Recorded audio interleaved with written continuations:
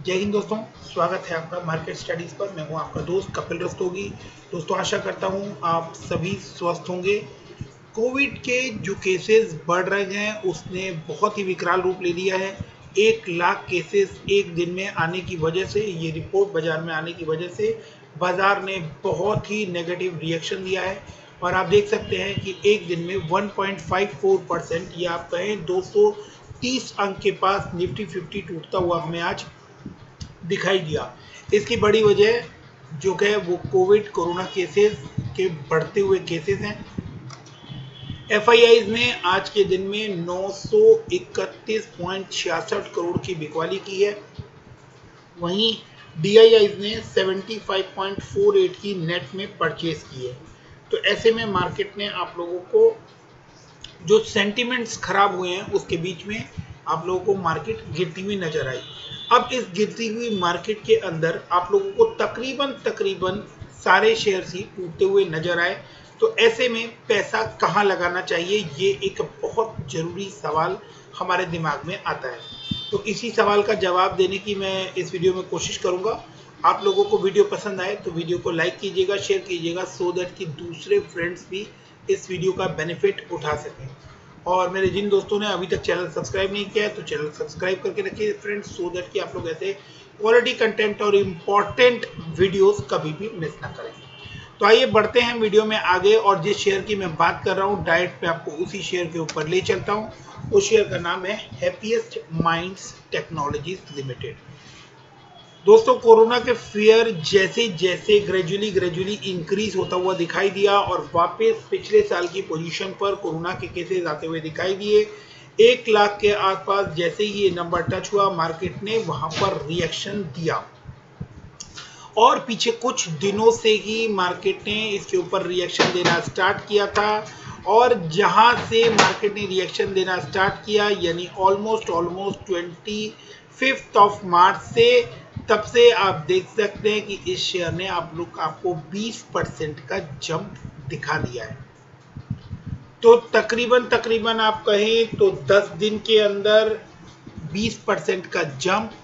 और आज के दिन में जब पूरी मार्केट में आपको रेड रेड सब कुछ दिखाई दिया, ब्लड बाथ दिखाई दिया, ऐसे में हैप्पीएस्ट माइंड ने 4.62% का अपर सर्किट आप लोगों को दिखाया है।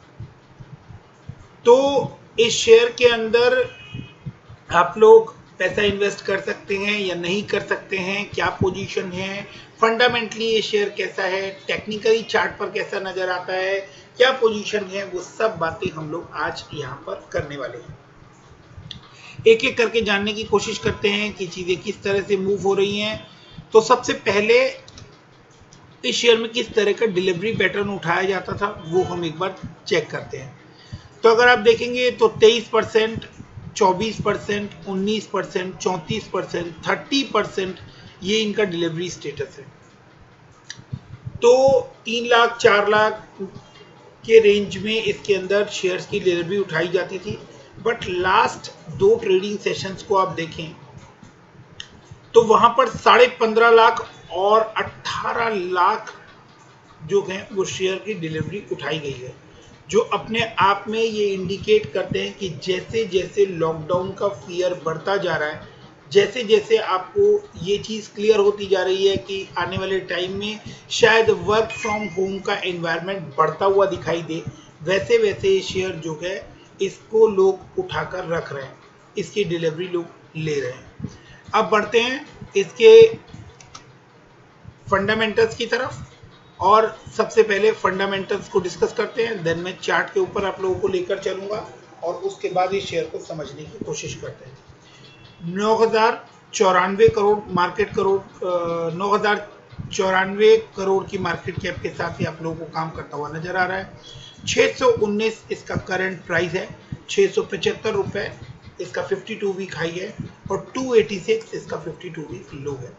बुक वैल्यू 31.6 की है, फेस वैल्यू 2 रुपीज की है। कंपनी डिविडेंड पे नहीं करती है। कंपनी ने डेट रिड्यूस किए हैं। इंडस्ट्री का पी 22 है और इस पर्टिकुलर कंपनी का पी जो है वो 63.6 है। बहुत ही शानदार आरओई 83% और बहुत ही शानदार आरओसी यानी return of capital employed 42.8%। Promoter की होल्डिंग बहुत ही शानदार नजर आ रही है 53.2%, जिसमें से कुछ भी प्लेज नहीं है। अब हम इनके रिजल्ट्स को देख लेते हैं। 50% 50 डीएमए जो है उससे ऊपर, काफी ऊपर आपको ये काम करता हुआ नजर आ रहा है, और जैसे जैसे लॉकडाउन की संभावना बढ़ती हुई दिखाई देगी, ये शेयर जो है ये भी आपको बढ़ता हुआ नजर आएगा। तो ऐसे में इसके अंदर इन्वेस्टमेंट करना फायदेमंद हो सकता है। बहुत ज़्यादा पुराना डाटा अवेलेबल नहीं है, क्योंकि ये शेयर जो है ये अभी अभी लिस्ट हुआ है और जून 19 से इसका डाटा अवेलेबल है। लास्ट 3 क्वार्टर में आप देखें तो टॉप लाइन जो है वो आपको बढ़ती हुई नजर आएगी, 177 करोड़, 183 करोड़, 193 करोड़। तो एप्रिशिएबल वे में टॉप लाइन बढ़ती हुई नजर आ रही है। ऑपरेटिंग प्रॉफिट की बात करें तो 38 करोड़, 44 करोड़, 51 करोड़ ऑपरेटिंग प्रॉफिट भी बहुत शानदार नजर आ रहे हैं। उसके बाद प्रॉफिट बिफोर टैक्स की बात करें तो 41 करोड़, 43 करोड़ और 53 करोड़। तो लास्ट 3 क्वार्टर का कंपैरिजन करें तो प्रॉफिट बिफोर टैक्स भी आपको बढ़ता हुआ नजर आ रहा है। नेट प्रॉफिट आप देखें तो एक healthy net profit 50 crore, 34 crore, then 34 crore से इंक्रीज होकर 42 करोड़।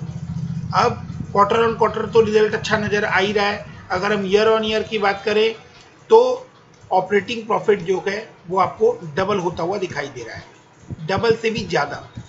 अगर हम बात करें प्रॉफिट बिफोर टैक्स की तो उसकी परसेंटेज भी आपको डबल से ज़्यादा होती हुई दिखाई दे रही है। और नेट प्रॉफिट की बात करें तो net profit year on year exactly double के ऊपर दिखाई दे रहा है। तो एक शानदार प्रॉफिट एंड लॉस स्टेटमेंट जो है वो आपके सामने है। एक 5 स्टार नंबर्स इसको दिए जा सकते हैं। अगर हम इसके बाद बैलेंस शीट की बात करें तो बैलेंस शीट में जो 2 इंपॉर्टेंट बातें हमें बैलेंस शीट के ऊपर ध्यान देनी होती है वो है कि कंपनी के रिजर्व्स और कंपनी के डेट। अगर आप कंपनी के रिजर्व देखें तो कंपनी ने अपने रिजर्व जो हैं वो डबल से इंक्रीज की हैं, 220 करोड़ से 436 करोड़, और बोरोइंग जो है वो कंपनी की 114 करोड़ से घटकर 80 करोड़ रह गई है।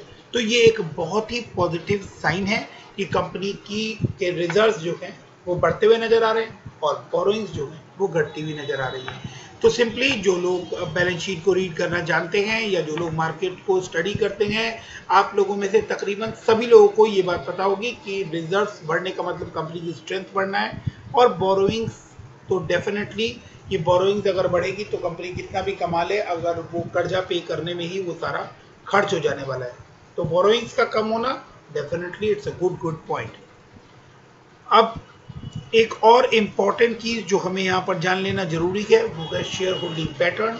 शेयर होल्डिंग पैटर्न में एक खास बात जो हमें नजर आती है कि प्रमोटर के पास 53.25% शेयर है, और उसके साथ साथ ही एफआईआईज के आंकड़े को अगर हम देखें तो लास्ट 6 मंथ में एफआईआईज ने 7.21% से अपनी होल्डिंग बढ़ाकर 7.51% कर दी है।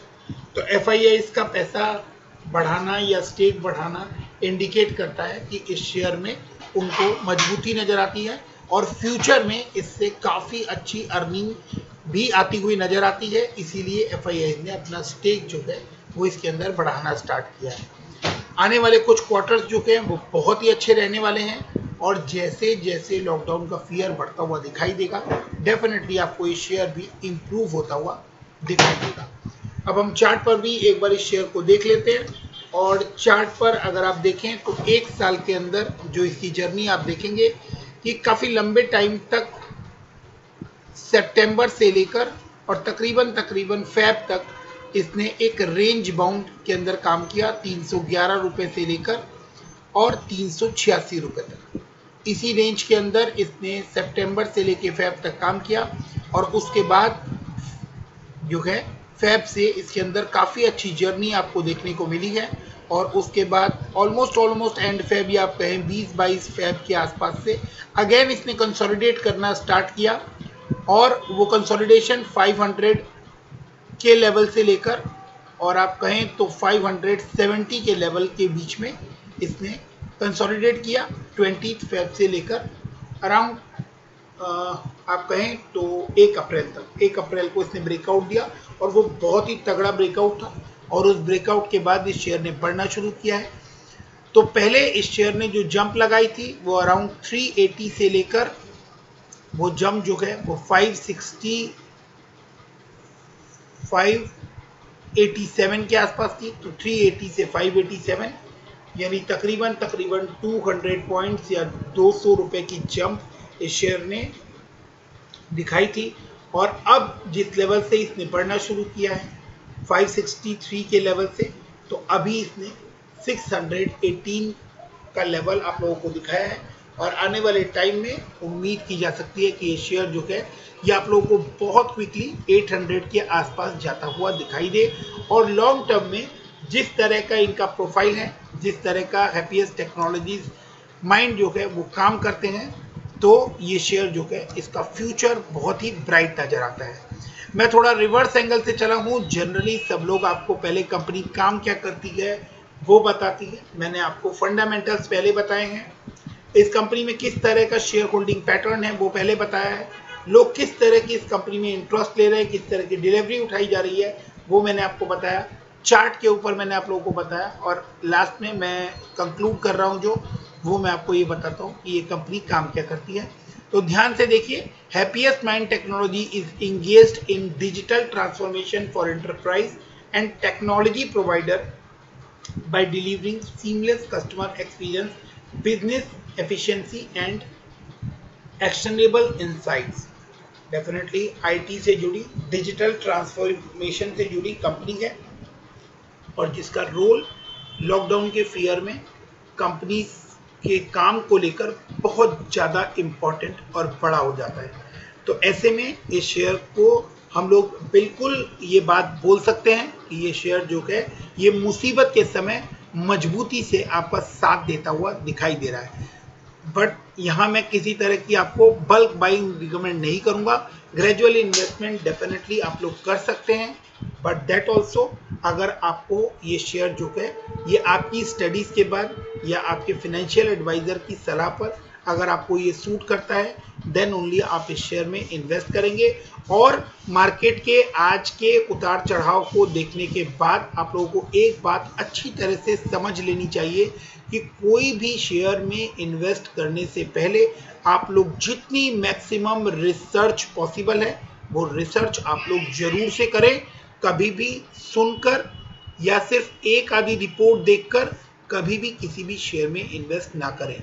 सो अपनी स्टडीज, अपनी रिसर्च, सैकड़ों बिजनेस जर्नल, न्यूज़, जो भी मैक्सिमम पॉसिबल है आप वहां से शेयर के बारे में जाकर पढ़ें, कंपनी की साइट्स चेक करें और हर पॉसिबल वे से आप लोग शेयर को जानें, समझें, तभी अपना पैसा मार्केट में लगाएं। तो इस पेंडेमिक के समय आप लोगों का पोर्टफोलियो जो है वो ग्रीन रहे, किसी तरह का आप लोग लॉस ना करें, इसी शुभकामना के साथ मैं अपनी एनालिसिस यहाँ पर एंड करता हूँ। कोई भी क्वेश्चन हो तो आप लोग कमेंट सेक्शन में कर सकते हैं। I am always available. पूरी कोशिश करूँगा कि मैं उसके आंसर आप लोगों को दे सकूँ। So guys, keep investing, stay healthy, stay safe. Thank you, thank you, thank you.